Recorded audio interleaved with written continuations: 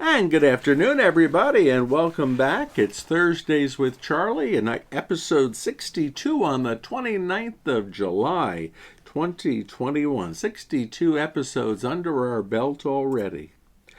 Last weekend, you probably heard about our new rules for employees and volunteers that came down from the diocese, saying that employees and volunteers need to be masked up, whether they're vaccinated or not, if they're in company of 6 or more people. So far, that's the extent that guidance has gone, and hopefully it will not go any further, and hopefully it will recede, but just being prepared, keep your eyes peeled to the TVs and the news. If there's anything else that should come out, we will try to get the word out. But for now, it's only employees and volunteers that have to bother with the extra masking, which is strange because I figured if the vaccines work, why should we bother with it? But we do. Wanted to say a few words today about our Metropolitan Archbishop.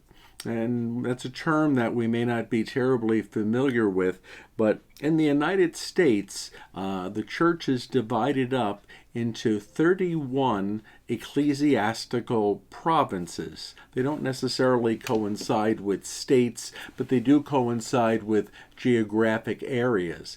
And the Diocese of Las Vegas, of which St. John the Baptist in Laughlin is a part, we are part of the ecclesiastical province of San Francisco. And so the main diocese in our province is the Diocese of San Francisco. And by church rule, the Archbishop of San Francisco, who is Salvatore J. Cordileone, who has been Archbishop since 2012, he's coming up on 10 years as the Archbishop, he is our Metropolitan Archbishop. And what that basically means is that for all of the dioceses under his rule, if you will, we have to have some opinions similar and some laws similar and some protocols similar. So the province of San Francisco covers most of Northern California, the entire state of Utah, the entire state of Nevada, and the entire state of Hawaii.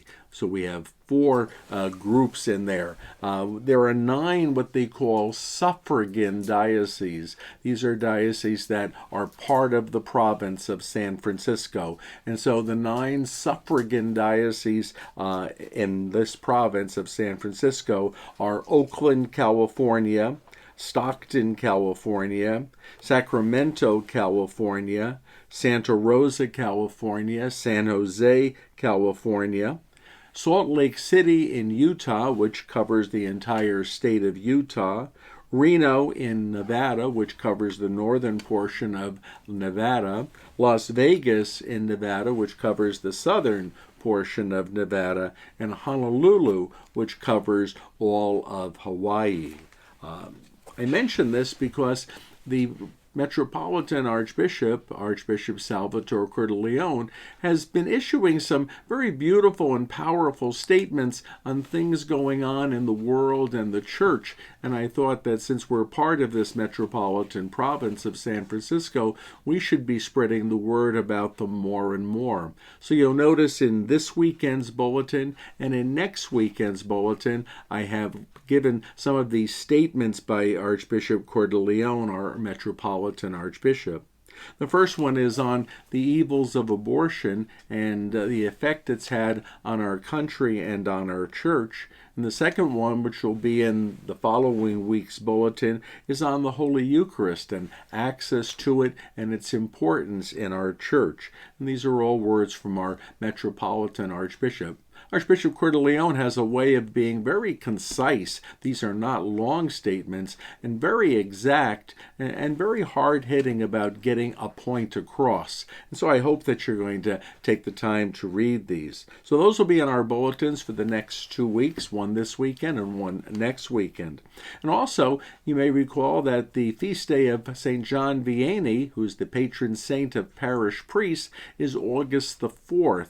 And so for the next 2 weeks also, on either side of his feast day, we're going to be printing some of the statements by this French priest who lived in the 17 and early 1800s. So hopefully you'll benefit from those. I know I'll mention some of them in the weekend sermon this weekend.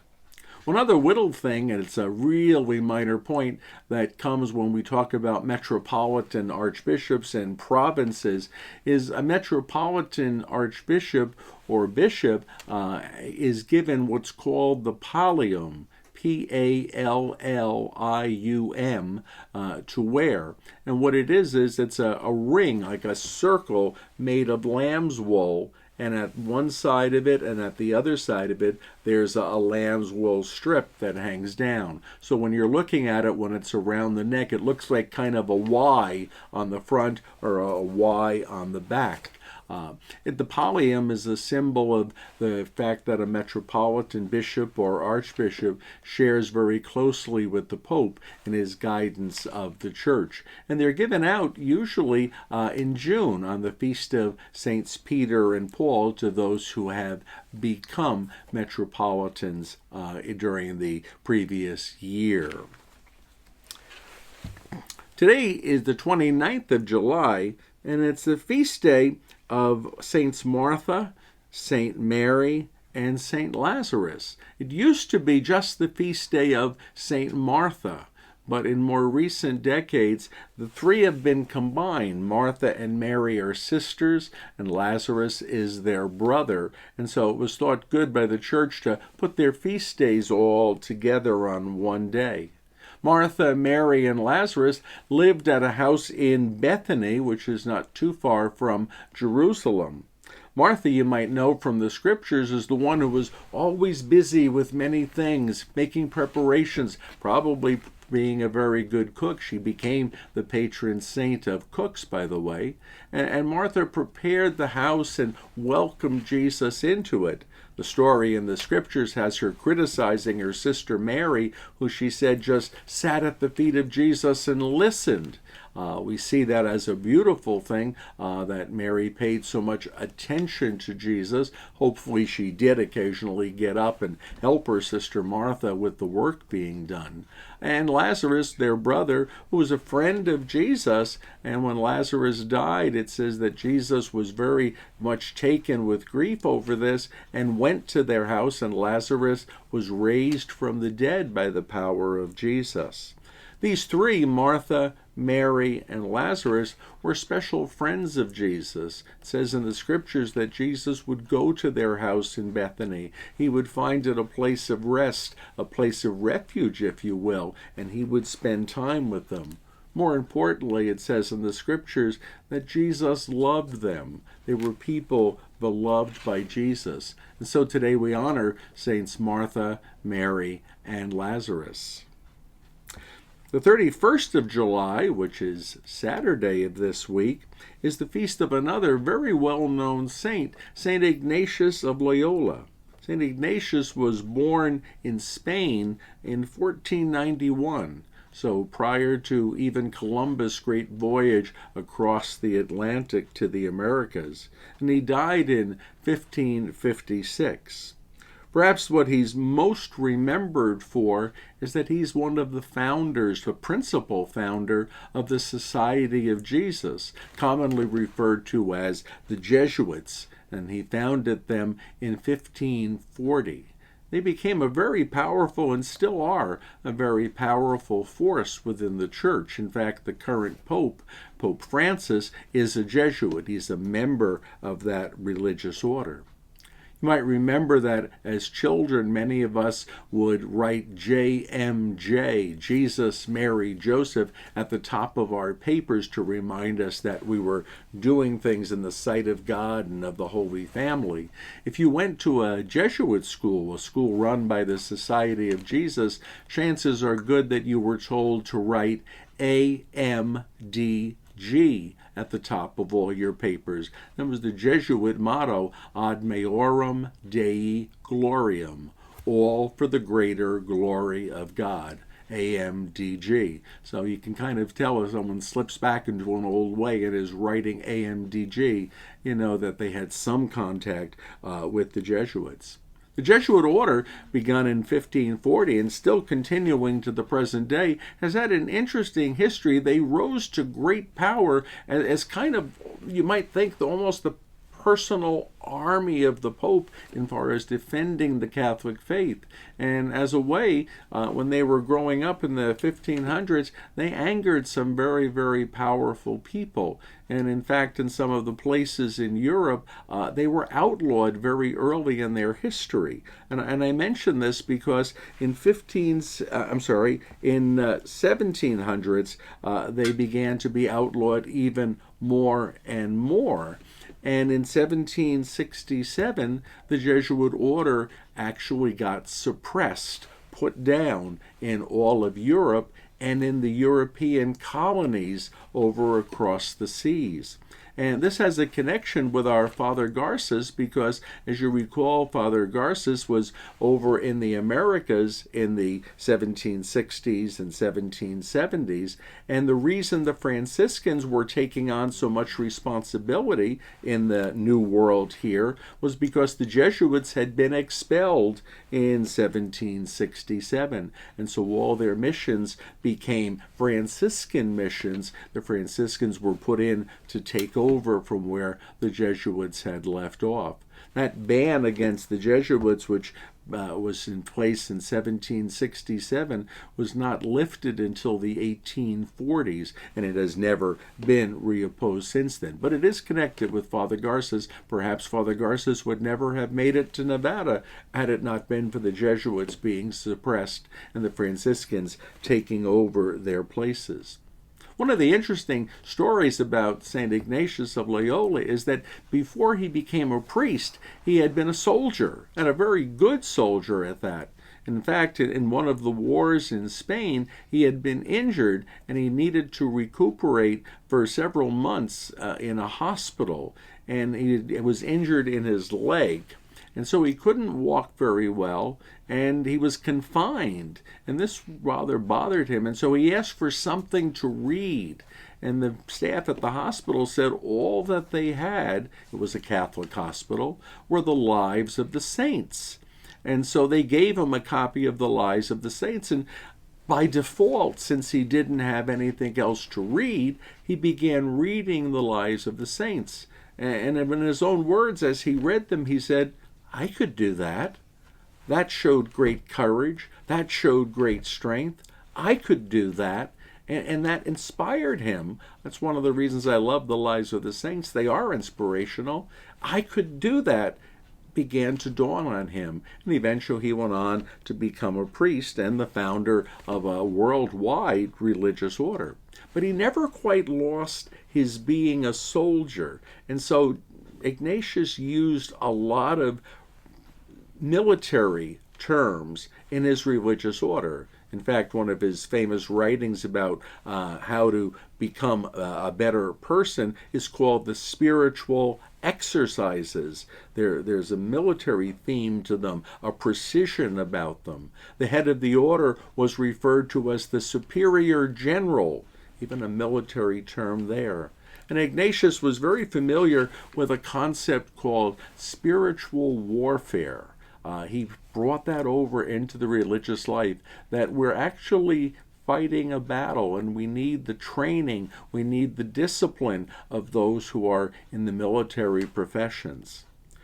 With spiritual warfare in mind, there's a wonderful passage in St. Paul's letter to the Ephesians. It's chapter 6, verses 11 through 17, which speaks of this spiritual warfare that Ignatius adapted so well to the Society of Jesus, and they in turn have passed down to us. The passage from Ephesians reads, "Put on the full armor of God, so that you can take your stand against the devil's schemes.